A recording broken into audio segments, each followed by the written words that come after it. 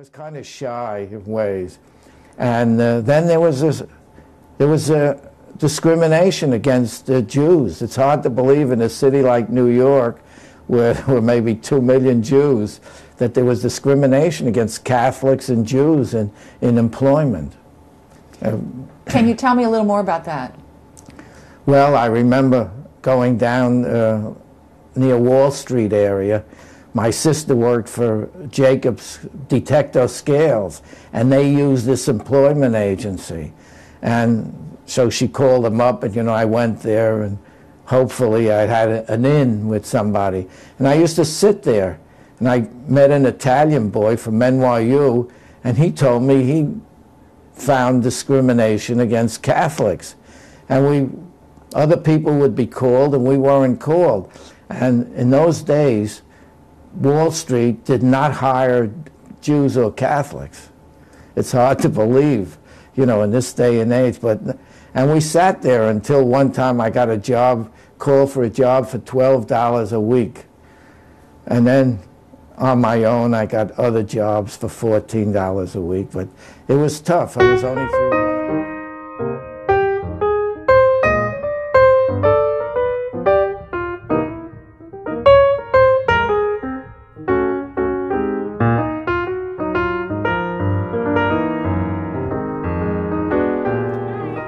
So I wanted to ask you if you have ever been discriminated as an African American, a Jewish person, or a woman.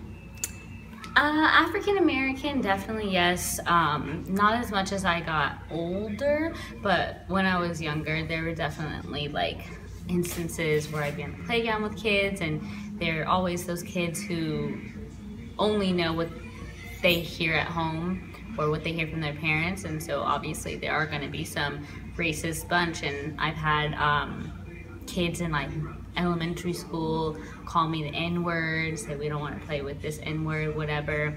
Only been a couple times where that has happened, because a lot of the times when people start to discriminate against me as a black woman, my father is white or Jewish, so when they would see who my dad was, it was like all of a sudden they're like, oh, she's not like full black, and so like their whole persona would kind of change towards me as like different than if I was full black. So I've definitely experienced that with just like certain, like when I'm talking in a more professional tone to certain people, when they first meet me, they have a little bit of a different tone towards me, and I can tell it's because of who I am and that they're white. But then as soon as they like meet my dad or like know of my dad, or my dad says, oh yeah, this is my daughter, it's like everything kind of changes from there.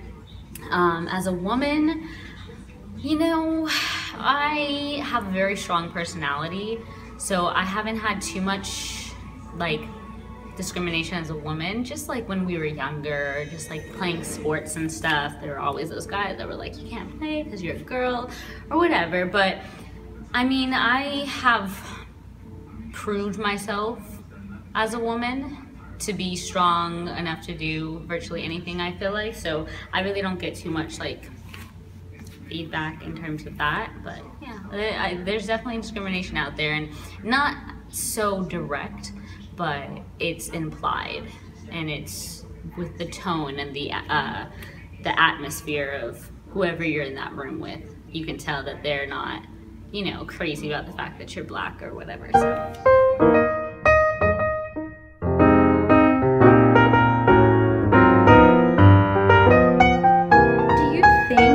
Women received harsher treatment in the Holocaust? Yes and no. I think overall anybody who is different, whether they be Jews, homosexuals, gypsies, etc. I think if you're different, you were definitely a target in the Holocaust. But I think women got targeted first because they weren't business owners. They weren't scholars. They weren't all these things that the men were. So they got targeted a little quicker because they were seen as like almost like nobodies. Like, you're a Jew and you're a woman? Like, no, we're taking you first. And of course, it's the perception that women are a little weaker than men, so it might have been easier to get them gone, and I feel like a lot of the men, especially the businessmen who had established themselves in the community, as soon as they knew what was going on, they had a plan, and they were quick to get that plan going. And I feel like the women who didn't have a husband or a male figure in their household didn't always have that, they didn't really catch on to what was going on as quickly, I feel like, because they weren't in the workforce every day, they weren't, you know, participating in the community every day, so they didn't understand. And I think the people who ran the Holocaust and the Nazis really played off of that, and they knew this, and so they just, it was easier to get women to kind of go along with whatever they were doing, because they didn't present it at first as, we're taking you to a death camp.